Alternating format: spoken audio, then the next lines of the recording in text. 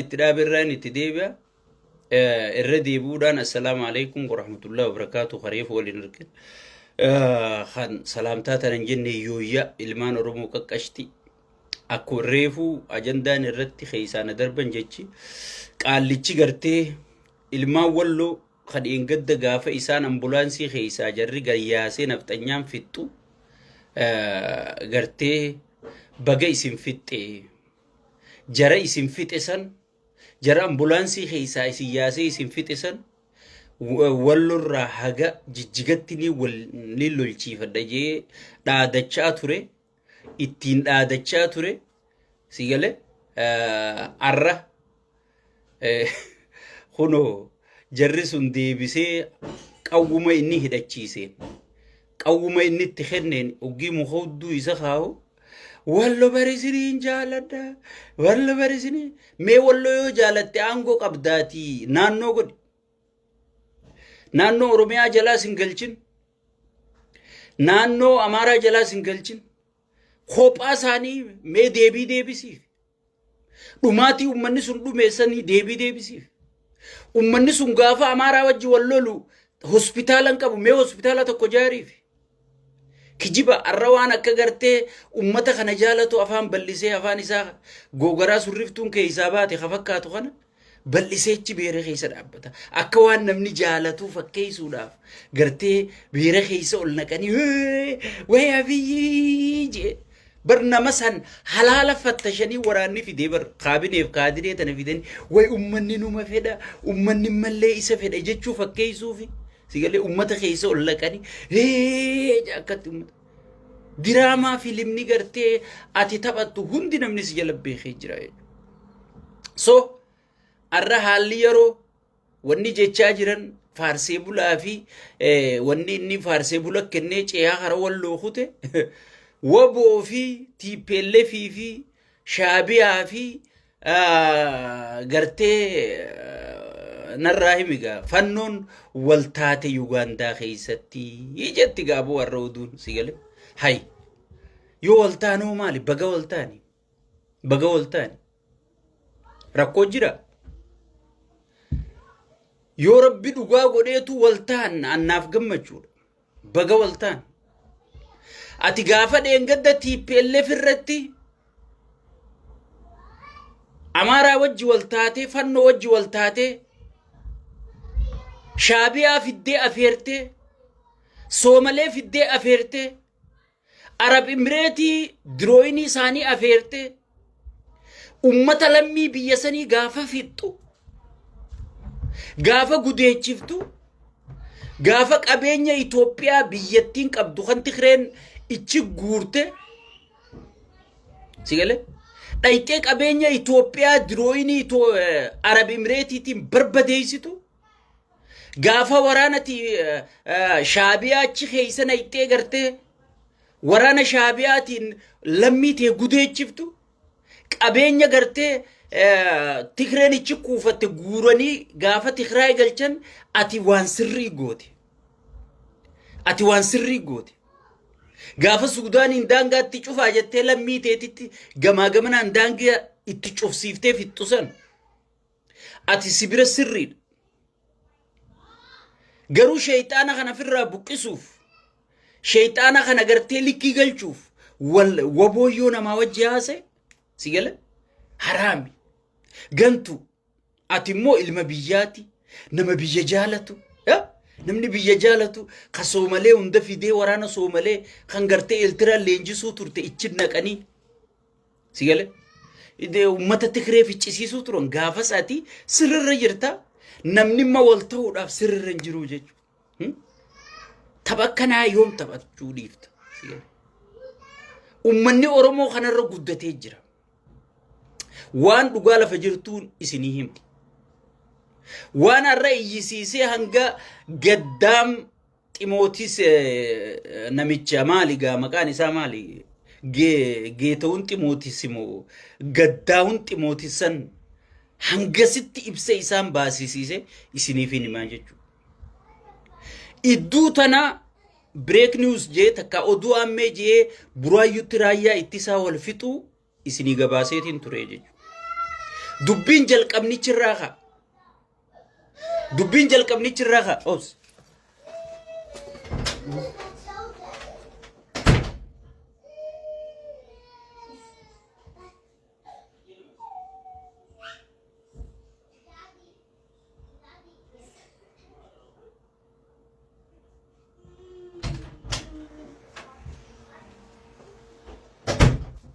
oh sorry geetawun Timootis idduu tana wanni kasitti yisiise maali raayyaa ittisaa ka wal ficcisiise maali waboo ummataa wajji qabnee gubu qabnaa waboon buraayyuu dhufee waboon sulultaa dhufee injifannoo waboo gartee dabalamuu waboon nu fixe jechuurra wabootti gurra godhurra sigale shaabiyaatu kana nu godhu jira TPLFiitu kana nu godhu jira jennee gartee akka ummanni Oromoo waboo irratti abdiin horan akka Oromoo waboo wajji waliin dhageen akka gartee Oromoon waan abdadhuun qaba jee gartee hamileen horannee fi hamilee Oromoo cabsuudhaaf sigale shaabiyaan obsanu fixachiifte marreen obsanu fixachiifte jechuu turanii jechuu shaabiyaa namicha gartee dayyuusa kanaatu hidhaa baasee jechu shaabiyaa biyya gartee addunyaan guutuun irraa cufatte biyya addunyaan guutuun gartee diplomaasii fi waa hundarraa cufatte sigale ka gartee mana hidhaatii baasee akka shaabiyaan arra gartee diplomaasiidhaan Ameerikaan waraqaatti barreessitu namichi UN haarayni filatame osoon Finfinneen dhaqin akka Asmaraa dhaqu sigale ka godhe isaa jechu wallaalaa kanaa jechu shaabiyaa nama meeshaa bitachuu addunyaan dhoorkite shaabiyaa gartee Itoophiyaan diplomaasiin daamej gootee gartee namicha gartee namarraa ulaa cufatee qabrii keessa taa'u akkuma mililik qabrii keessaa fuudhee masaraa mootummaa naqetti qaallicha qabrii kee Isaayyaas qabrii keessa taa'u fuudhee siree addunyaarra kaa'ee jechuudha sigale barbaruma inni dhaabee isa gubu jira jechuudha wahuma inni dalage fannoon tan inni jaaree isa dha'u jira jechuudha shaabiyaan gartee tan inni gartee gola keessaa baaseetu arra diplomaasii Ameerikaan ichi yaa'u jirti Chaayinaan ichi yaa'u jirti addunyaan guutuun amma shaabiyaa Isaayyaas bira dhayteeti mee jiddugala Afrikaa kana akkamitti gartee tokkummaa isaanii nageenya Afrikaa kun akkamitti dhufa janiiti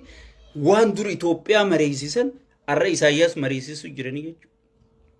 kana hunda dadhabina saatu gartee dadhabina inni diplomaasii qabu digartee wadalaa fi harree fi yeessarii qofa walii qabatee deema sigale nama waa beeku hunda yaasee fixe lammaa magarsaa firraa kuchiise jaawar firraa kuchiise gadduu andalgaachoo firraa kuchiise sigale warqinaa gabayyoo namicha wayii beeka jam fuudheeti maal keessa igaa keessa darbe nama guutuu facaaseeti wadalaa fi wadaltittii qofa warra nyaatee dhugee dhuufuu qofa malee waa takka hin beekne kana walii qabateeti sigale harree huggi inni horii haajeen horiitu huggi inni rafaajeen raftu wal horaa yoo jee wal horaa bultu tana qofa walii qabateeti sigale biyyaan jaaraa biyya jaaruu keessa kuteetiin baharaan fidaa jechuun seenee jechuudha sigale kana hunda kafide wallaala isaatii jechuudha wallaalummaa isaatii jechuudha waan hin beekne harka dhufee jechuudha saniifuu waboon ajandaan kiyya waboon gartee waan itti muddee dhukkee godhuuf imallee karaa Finfinnee sirritti waan milkaawaa jiruuf sigale san dhooysuuf san gaqqabuuf injifannoo waboo tana zeeroo godhuuf akka Oromoon gartee waboo irratti abdiin horanne godhuudhaaf barte shaabiyaa isin dhufu jira bar TPLF isin dhufu jira bar fannoo isin dhufu jira nuun jechuu jira haa dhuftu baga dhufte ana kama taaqiyatti yaada kiyyoona gaafattan shaabiyaa namicha kana caalaa harka 100 caalti Tigreen namicha kana caalaa nu bulchitee garree harka 100 caalti takkaa Tigree lukkurraa gibira nu qofalchiiftun garre takkaa Tigree horiidari jettee gartee kan manan jaarre dachii buqqiftee fooqii namichi kun bar fooqii diigeeti fooqii diigee biqiltuu dhaabaa bar fooqii namni amata meeqatti laffe Me fooqii takka jaaruuf ammata meeqa laffaata? Mana tokko jaaruudhaaf ammata meeqa laffaata? Sigale. Sheer godhaa boyisi, sheer godhaa. Sin hundinuu. Hoy dhibba lamaa fi wayiin akkeessi jirtan kun sheer godhaa waliin ga'a. Sigale. Me mana tokko jaarrachuuf namni tokko hangam takka laffa? Mana san diigeeti biqiltuu dhaabaa jechuu bakka san. Bakka irraa fooqii diige. Mela gaxaantummaa namicha kana. Gadi galummaa isaa ilmoo nama barandarra guddate ta'u asirraa gartaa jechuu. Nama gartee kabajaa namaan qabne. Guddaa guddatti hin beekne. Aalima aalimatti hin beekne. Qeensi qeensitti hin beekne. Sigale. Miskiina miskiinatti kan beekne. Sigale. Udaan garaa keessaa ulfaatu gowwaan humna siyaa jette Oromoo. Inni gartee dokkee quufee gartee wadalloonni isaa kun akka jala oriyoo kana addunyaan guutuun wohuma isa sodaattu. Wohuma isa jala yaatu siyaa jechuudha. Ummata keenya dammaqa ani siniin hin jedhu. Amma wanni ajandaa kana gaffidaniif ummata keenya baareessanii ummanni keenya filannoon qabu. Wayyoo isini dhufe yoo badii fedhe balleessellee ilma Oromooti qabsooteetiin ichi dhaqee ilma keeti haya badabo maal sii godhe ilmi kee kasi buqqisu kasi ajjeesu kasi gudeechisu sigale khabiyyarraa hayyoota keessa irraa aree ija si baysu tokkicha si keessatti hafe kamana hidhaa kaa'ee itti ashoofu sigale ilmi kee kana arra kunoo Soomaleen cinaasaniin seentee konfidensiidhaan ijaarsa seera alaa jaarrachaan jirtu nu jala gasseen alaala sigale naannoon Amaaraa cabsitee kunoo shanoo fi kana hunda shawaa kana guutuu qabatteen jirtu wallaggachiin ol cabsitee qabatteen jirtu Soomaleen gartee baale kana jihaa tokko fudhatteen jirtu mee ilmummaa keetummaaf maal irraa argatte mee maal irraa argatte itti khasaaru itti salphachuu itti qaanfachuu itti xiqqaachuu malee wanni ati irraa argatte maali tana gartee arraa fi borullee if gaafachuu bakka deemtutti if gaafachuu qabda jechuudha. Sigale mootummaan rakkoo ni qaba rakkoo ni qaba mootummaan addunyaa hundi rakkoo qaba baza mootummaa addunyaa ka ozoon ummanni isaa du'uu galeera fu'eessi jirame mootummaa addunyaa ka gartee osoo namni afaan hagooganii intala dhalaa geeysanii muka keessa geeysanii gudeedanii poolisni ol deebeerafu humni tikaa ol deebeerafu raayyaan ol deebeerafu piraayim ministeerri ol deebeerafu addunyaa tam keessa jiramee naayim osoon qartee balbalasan namni dhumu jiru osoon balbalasan namni buqqaa jiru gaangistara nama jaaree milishaa nama jaaree mootummaa kamtu nama fixu jira mootummaan addunyaa naayime sigale amma nage ummata khararraa gaangistara Ameerikaa kana faa quufee farshoo quufee qawwee bitatee ifi ol fixu Ameerikaa keessaa nageenyin jiru faasin je diasporaan jiruun paaswordii gaafattee asii gale tokko garii sigale waan jaa wallaalanii mee nageenyi humni hidhatee ummata saamu ummata fixu mee biyyatam keessa jira yoo Itoophiyaa keessa taate malee mee addunyaa keessatti lammuma fi fixanii Amaara fixanii Oromoo isin fixe Oromoo fixanii Amaara isin fixe mee addunyaa tamtu kana jechuu jira mee ma Ameerikuma tanaa fudhannu adii hidhachiifteeti gurraacha fixa jettee adii isin fixe mee bikkatami jechuu jira sigale ummata keenya tokko tokkotti if gaafadha tokko tokkotti gartee warra sirna kana hubannoo dhabaanis faayidaanis faarsu adda baafadha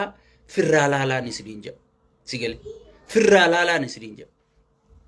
walaikum salaam so amma hara ajandaa kiyyaa deebuuf waboon jaraa wajji wal ta'e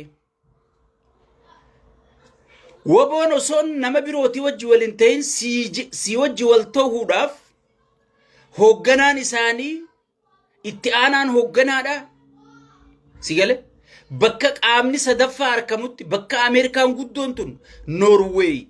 Awurooppaa irraa gartee bakka bu'oonni addunyaa guutuun argamutti si wajji wal taana jedhanii Taanzaaniyaa deddeebuun turre ani sini wajji wal ta'uun fedhu jettee ummata walii galuu ka'e ummata wal ta'uu ka'e sigale hin facaafne wal geessan hin facaafne hay duuba ummanni ka harka maratanii ta'anii ummata biyya isaatii wajji Tigreen ummata keenyaami ummata Itoophiyaatiimi Amaarri ummata Itoophiyaatiimi Waboon Oromiyaa isaa yoo qabate Tigree wajji negotiation godhee akkamitti biyyattii bulchina sigale jee mari'achuun qabu